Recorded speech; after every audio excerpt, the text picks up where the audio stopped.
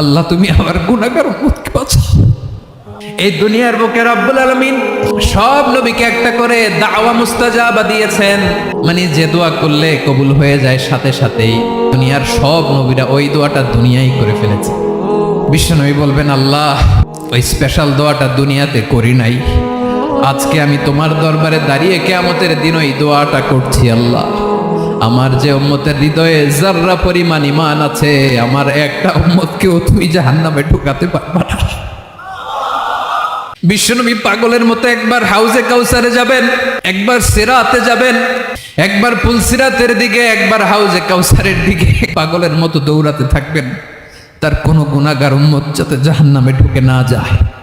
উম্মতি বিশ্বনবী আমার জন্য কাঁদবেন, আপনার জন্য কাঁদবেন, আমাদের জন্য সেদিন কেঁদে কেঁদে জাহান্নামের দরজায় দাঁড়িয়ে আমাদেরকে টেনে টেনে জান্নাতে ঢুকাবেন।